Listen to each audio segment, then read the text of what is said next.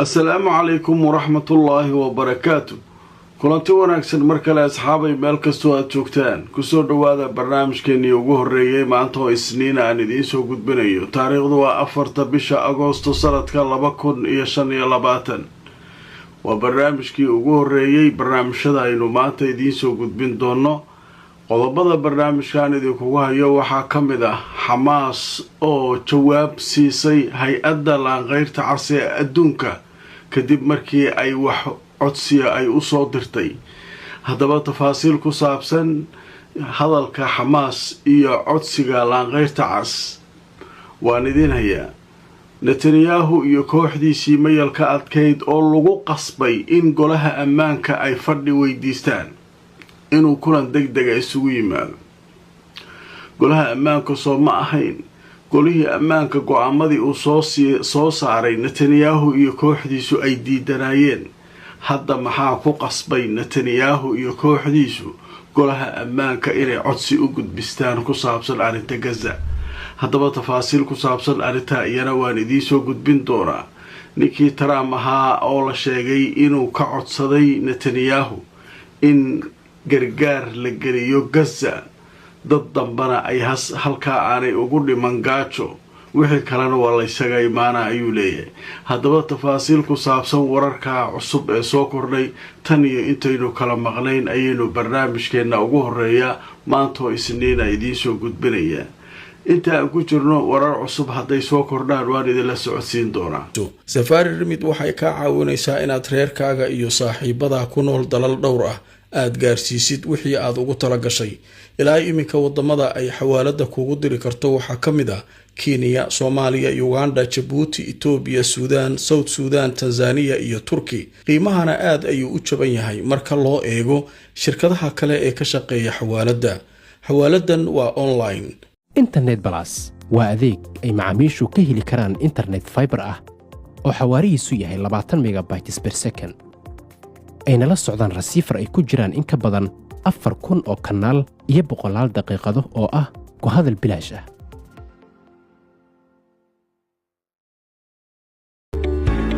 dhammaan bulshada waxaa lala socodsiinayaa gaar ahaan magaalada London in xarunta dhinaca caafimaadka French and Overseas Clinic ay ku taalo meel aan ka fogeyn stationka tareenka ee Baker Street ee bartamaha magaalada London halka waxaa jooga dhaqaatiir kala duwan oo ka daaweynaya cudurro ay ka mid yihiin kuwa maqaarka kuwa carruurta kuwa haweenka iyo cudurrada guud dhaqaatiirta halka ka howlgashay howladaynadaba waxay diyaar u yihiin inay wixii caafimaad ay kula qabtaan kulanti wanaagsan asxaabay meel kastoo aad joogtaan kusoo dhawaada barnaamijkeeni ugu horeeyay ee subaxnimo maanta waa isniin barnaamijkana waxaynu ku bilaabaynaa sida ay sheekadu noo maraysay xalay waxay noo joogtay ninkii Netanyahu ahaa oo hay-adaha Laanqeyrta Cas u gudbiyay codsi waxaan idin weydiisanayaa inaad cunto qaadaan iyo dawo maxaabiisteen aad u geysaan xalay sheekadaasi halkaasi noo maraysay wuxuu la hadlay ninkii ugu sarreeyay Laanqeyrta Cas ee haystay Israa'iil iyo dhulalka la gumaysto iyo meelahan oo dhan ninka xukuma ayuu la hadlay ninkii marka wuxuu yidhi anaga de maxaabiista ma hayne qoladii maxaabiista haysay inaan gargaarka u dhiibno ay adikuna gargaarka markii horaaba diideen oo waxyaabaha aad u go'doomideen Gaza waxaa ka mid ah gargaarka waxaan diidaynaa inuu Hamas gacanteeda galo hadda yaa ka celin kara xalay sheekadu halkaasi joogtay nimankii marka Laanqeyrta Cas waxay la xiriireen nimankii Hamas iyo raggii meesha joogay waxay yiraahdeen arrinkaasana la weydiistay ka warrama sidoo ku hirgeli karaa macnaha ninkii Netanyahu ahaa ayaa wuxuu la weydiistay maxaabiisteena in cunno iyo dawo loo geeyo sidee marka arrinkaa ku hirgeli karaa ninkii Abu Ubayda ahaa ayaa marka saaki u soo jawaabay wuxuu yiri warkaagu waa fiican anagu tee inaad dadka dhiman raba masaakiinta oo gaajadu hayso cunto la siiyo ma diidayno laakiin dadka dhana gaajaysan waa in macaabirta la furaa xuduudihii oo dhan in la furo gargaarka uu soo galo reer Gaza oo dhan oo gaajaysan iyaguna gaajada ay ka baxaan annagu dhan waa gaajaysanaa laakiin iyaga kaligood se wax loogu geeyaa caqli ma ahan oo irtaas haddaba marka aan idin tuso wararkii ugu dambeeyay sheekada laga qoray telefishinka Al-Jazeera ayaa wuxuu yiri Abu Ubayda wuxuu shardi ku xiray in gargaar la soo geliyo oo ay keento laanqayrta cas si markaa gargaarka loo siiyo maxaabiista Israa'iiliyiinta laga hayo. Abu Ubayda afayeenka Kataa'ibul Qassam ee garabka militariga ee Hamas ayaa wuxuu sheegay inay kooxdoodu diyaar u tahay inay gargaarka hay-adda laanqayrta cas ee adduunka siiyaan maxaabiista Israa'iiliyiinta ee marinka Gaza ku sugan, laakiin shardiga wuxuu yahay yiri in Israa'iil ay furto mamaraadka ama meelaha gurmadku uu soo marayo oo markaa ay halkaa cuntada iyo waxyaabaha loo baahan yahay ay soo geliyaan. marka maanta axada ayuu bayaan soo saaray Abu Ubayda wuxuuna sheegay dhankoodu inay arrinkaa u arkaan arrin fiican, gargaarka in la soo geliyo Gaza, daawada la soo geliyo Gaza marka waa loo baahan. xodhay annaga damaba diidayna moogtay, laakiin dadka oo dhan gaajaysan dawo la'aan haysaa. marka dawooyinkiina ha la fasaxo, raashinkii ha la fasaxo, iyaguna dee waxaan cunay nala cunayaan. waxaa haddii meeshu dawo taallo cunto taallo dee kuwii horeba iyagoon gaajaysnayna idiin soo daynin, laakiin kuwan gaajada annagaa gaajaysan, dadkeeniyaa gaajaysan. marka hadalku Abu Ubayda marka halkaas markuu marayo ayaa waxaa shir isugu yimid nimankii Netanyahu iyo kooxdiisa. waxay yiraahdeen maxaan ka yeelnaa arrinkan? mucaaradkii waa qaylinayaan, gudihii dalka waa laga qaylinayaa. war ninka qabrigiisa qoranayay oo maaragtay gaajadu dishay, war sidee wax ku wadaa, war meesha gargaar u fasax, wuxuu dadkeena ku kacay. Netanyahu marka wuxuu yiri shir degdega isugu kaalay, arrinkan maxaan ka yeelnaa? dagaal ma qaadnaa? dagaal waa ku daalnay, waxba la soo dayn waaye. gargaarkii haddaan gelinana nimankii mayalka adkaa bin Ghafiir iyo Smotrich waxay taagan yihiin dowladdan ka baxaynaa. aniguna dowladda inay burburto ma rabo, kursigan waa jeclahay, camal waa macalinka u faabta. marka nimankii shir la galay. shirku marka waxaa la yidhi 2 maalin oo soconaa ilaa Talaadada ayaa go-aan ay ka soo saarayaan. maxaa samaynaa uu leeyahay ninkii Netanyahu ah. halkan haddaan aado way adag tahay, dagaal haddaan aado nimankii gaajaysnaa godkooda qodanaa sii dhimanaya way nagu adag tahay. halkan haddaan aadno maaragtay gargaaraan fasaxaynaa niraano, rag annaga naga midaa gargaarkii diidan oo dowladdii oo burburaysaa ee xalkeenuu leeyahay. odagu waa wareer. haddaba markaan idin tuso sheekada iyaduna goordhow ayaa la qoray. waxaa leeyahay Netanyahu wuxuu la kulmayaa madaxda sare ee militariga iyo siyaasiyiinta maamulkiisa si ay markaa khiyaaraad ama kala doorasho u sameeyaan kadib markii ay burbureen wadahadaladii socday ee maxaabiista la isku dhaafsanayay.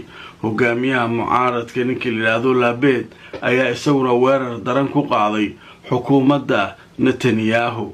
haddaba warbixintu way sii socotay. waxaa leeyahay hay-adda wararka u faafisa Israa'iil ayaa waxay sheegtay ra'iisul wasaaraha Israa'iil Benjamin Netanyahu inuu kulamo la leeyahay oo uu markaa kulamada la qaadanayo. waxaana la sheegay kulamadaasu inay maanta wax uun ka bilaaban doonaan, laakiin kulamada xoogoodu ay dhici doonaan maalinta berita ee Talaadada. inay markaa kulamada ay yeelan doonaan mas-uuliyiin iyo siyaasiyiin iyo militariga xubno ka socda, waxayna ka arrinsanayaan tallaabada ay ka qaadi karaan xarakada Hamas iyo sida maxaabiista loo soo dayn karo ayaa maaragtay laga shirayaa.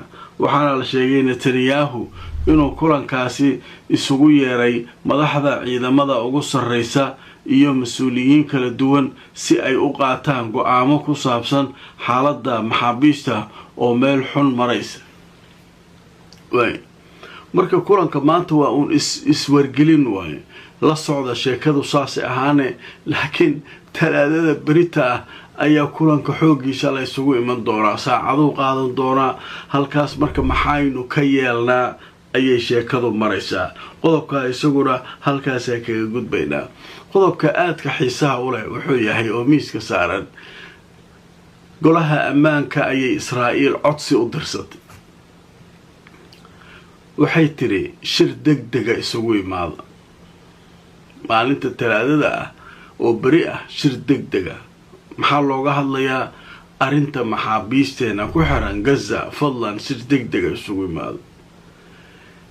in marka aad golaha ammaanka shir degdega weydiisatid dowlad oo maaragtay qaramada midoobay ah inaa xubin ka tahay, waxaasoo dhan waa caadi. laakiin waxyaabaha dadku ay ku maadsanayaan waxaa ka mid ah golo ammaanka lamaa dhashay dheer. kii leh maahoo golaha ammaanka ma mise mid kalaa lagu bedelay. macnaha qoladii shalay go-aanka inta soo saaraan israa'iil ay iska dhegatiraysay oo ay diidaysay soo maaha golaha ammaanka. golaha ammaanka soo nimankii amray ma aha in gargaarka shuruud la-aan la fasaxo oo la geliyo Gaza. golaha ammaanka soo ma aha nimankii israa'iil yiri xabadda joojiya, maxaabiista halaysdhaafsado nimankii yiri soo maaha. golaha ammaanka soo maaha nimankii israa'iil ku dheganaa oo lahaa warkeenna waa diiday. marka golo ammaan kale ma imaaday mayaale iyagaa soo kululaaday. nimankii israa'iiliyiinta ahaa dabaa lagu soo shiday. nimanka xamaasa waa niman imtixaana. nin godkiisa qodanayo markay keeneen ayaga dhanaa isku dhex yaacay. waa sheeba nimanki. hadda marka maxay leeyihiin? waxaan rabnaa golaha ammaanka inuu maaragtay shir degdega isugu yimaado. xaaladda maxaabiisteenu halisay ku jirtaa. sidii loo soo dayn lahaa, sidii cunto loogu geyn lahaa iyo dawo. 20 qof oo nool oo nala ka haystay leeyihiin. 2 milyan oo qof ay gaajaysiiyeen ayagaa leeyihiin. golaha ammaanka ku baaqay cunto inay siiyaan way diideen. golaha ammaanku soo 20 qof cunto u sii karaa markaa leeyihiin. marka sheekadii dhan waxay noqotay dabagedisa noqotay. halkaan markii laga baxo halkaanay kasoo noqonaysaa.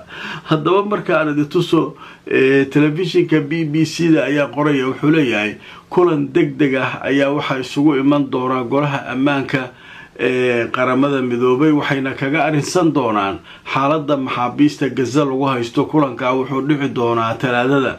xamaas ayaa la sheegay inay u muuqato inay aqbashay inkastoo ay shuruud ku xirtay in maxaabiista israa'iiliyiinta cunno la gaarsiiyo. dhanka kalena safiirka israa'iil u fadhiya qaramada midoobay ayaa shalay oo axad ahayd golaha ammaanka wuxuu weydiistay inay isugu yimaadaan kulan degdeg ah kaasoo looga arrinsanayo xaaladda maxaabiista ku xiran Gaza. haddaba waxaa la sheegay in ninkan lagu magacaabo Dani Danwan oo ah safiirka Israa'iil ee qaramada midoobay in markaa golaha uu markaasi ka arrinsan doono xaaladda jirta iyo sida Israa'iil iyo maxaabiista Gaza looga haysto looga caawin lahaa oo markaa golaha ammaanku uu kaalin ka qaadan lahaa. ninkan marka safiirka sheeka yaabla meesha ka dhacay. safiiriya ninka safiirka ah wuxuu dhahay golaha ammaanku arrinkaa soo dhex galo. nimankii falastiiniyiinta marka Maxamuud Cabbaas wasaaradooda arrimaha dibadda ayaa iyaduna golaha ammaanka waxay tiri warqada u qoran. haye maxaa rabtaan adika? annagana waxaan rabnaa in golaha ammaanka laftirkiisa inuu ziyaara ku yimaado Gaza. xaaladda Israa'iil waxay meesha ka samayso u arko. meesha waa la isgaalaya. waxay leeyihin 20 qof oo gaajaysan oo dadka meesha gaajaysan lamid ay ka qaylinayaane ayagu 2 milyan say u galeen soo arkay dheheen. golaha ammaanku wafdi xaqiiqa raadinaa soo diro. waa kaas ha ogolaato israa'iil ha ogolaato. waa kaas golaha ammaanku ayada warqad ma u dirsata. dadkeenna waa la gaajaysiiyaa ma tirhaa wax gaajaysiiyey ayaga waaye kaalay u imaaday dheh. marka sheekadu marka halkaasay baraysa. xaaladda marka waa marba marka ka dambaysa waxay isu bedeshay xabadii oo socota. haddana siyaasad iyo taatiko iyo waxbaa laisku galaya. waa lagaa oysiinaya adoo xabad lagugu ridin. israa'iil kulli waa laga oysiiyey. xamaasha ka oysiisay iyadoona xabad ku ridin. nin feerihiisu bannaanka yaalaan oo qabrigaygan qodanaa le bese keeneen markaasay kulli isku dhex yaaceen. waa kuwan hadda golaha ammaanka oo ay warkoodii mar hore diideen hadda leeyihiin golihii ammaankow arrinkaa wax nooga qabtay taagay qadar xayeysiisa kadib ninkii Donald Trump ahaa ayaa isaguna Netanyahu ugu baaqaya in Gaza gaajayaan loogu dhimanin waa ina cunto gelisaa haddaba marka sheekadaasu meesha ay marayso iyo waxay ku dambeynayso arki doonaa xayeysiinta kadib ayaan idin faahfaahinaya waxaa dhammaanba bulshada Soomaaliyeed iyo waalidiinta balala socodsiinaya gaar ahaan magaalada dalka Soomaaliya ee Muqdisho iyo gobolada in macadka sare ee Beacon International Academy maamulkiisa sare uu kugu talagalay waxbarashadii ardada in looga faa'iideeyo iyagoo jooga gudaha dalka Soomaaliya maamulka sare ee Beacon International Academy waxa uu ku talagalay in ubadka aqoontooda kor loo qaado haddii ay tahay GCSE-da caalamiga iyo weliba manhajka caalamiga oo waxbarashadooda weliba gabdhaha markii macadka ay ka faa'iideystaan ay si fudud ku geli karaan kuna heli karaan guud ahaanba jaamacadaha magaca weyn leh ee caalamiga ah ee dunida mar haddii qaabkaasi laydinkugu diyaariyey maad ka faa'iidaystaan waalidiinta Soomaaliyeed ee gudaha dalka joogow macallimiinta aqoonta iyo kartida leh ee macadkan isaga ah ee idin ballan qaadaya in ardadiina fahamkooda iyo aqoontooda ay kor u kacaan si degdeg ah isaga diiwaan geliya macadkan Beacon International Academy ee fursadda siinaya idinkoo jooga gudaha Soomaaliya aqoonta oo kor loo qaadaa hay fursad qiimo leh u tahay maamulka sare ee Beacon International Academy sharikadda Imara Luxury Homes waa sharikad guryaha casriga ah ka dhista magaalada Nairobi ee dalka Kenya haddana waxa ay ka wadaa dhismaha loo yaqaan The View xaafadda Backlands jidka 6 Avenue City Park dhismaha The View waxa uu leeyahay adeeg kasta oo asaasi ah waxaana uu ka kooban yahay sida 2 qol 3 qol 4 qol iyo waliba qolkii shaqaalaha iyo 4 qol oo 2 dabaq oo isdul saaran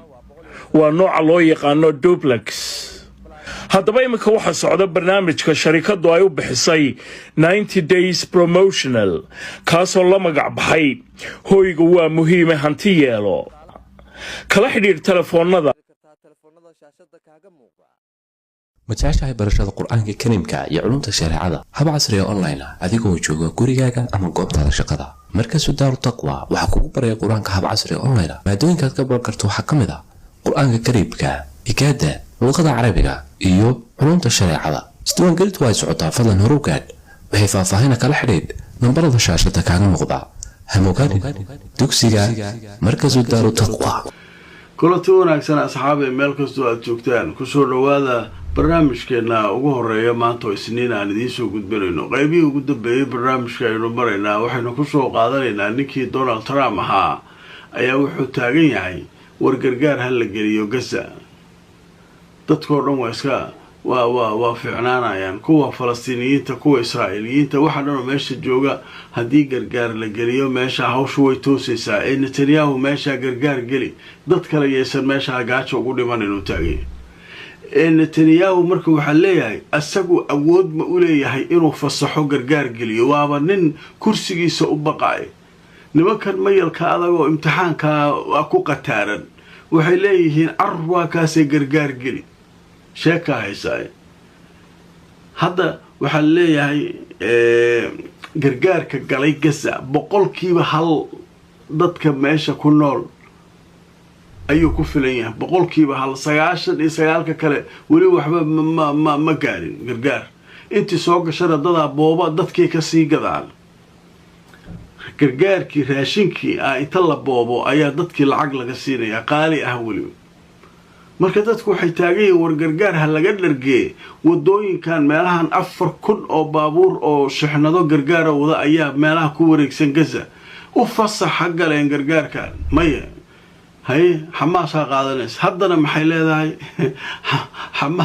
Hamas ha loo geeyo raashin iyo dawo si ay dadkeena u siyaanay marka sheekadan dadkii dhan ku wareeray haddaba markaan idin soo warka laga qoray Donald Trump wuxuu sheegay Israa'iil waxa waajib ku ah inay gargaar gaarsiiso Falastiiniyiinta ku sugan marinka Gaza ma doonayo ayuu dhahay ninka leeyahay Trump in ay dhintaan dad kale oo ay halka gaajo ugu dhintaan waxaanu ka qayb qaadanaynaa uu yiri sidii dhibaatadan loo soo gabagabayn lahaa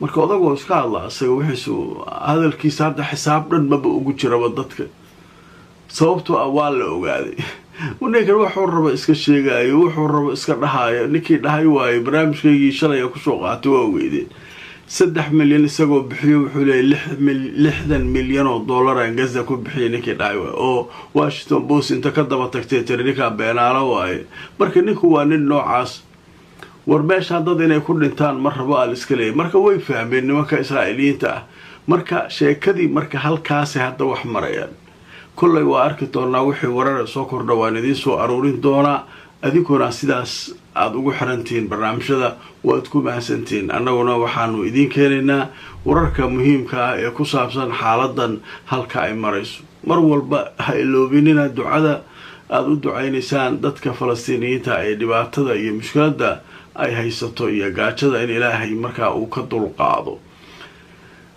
لايقرية أو شرقرية برنامجك فكركينا أركتدينونا كسو عبرة أركن محوكو رمان دونا أياد إسليديهين سوقرا هذا على سبتان سبسكرايب كيلو يوتيوب كفيسبوك ونفولو قرية أصحابي إنت عن مركز كل ما إنه برنامج هذا كله لو تقولي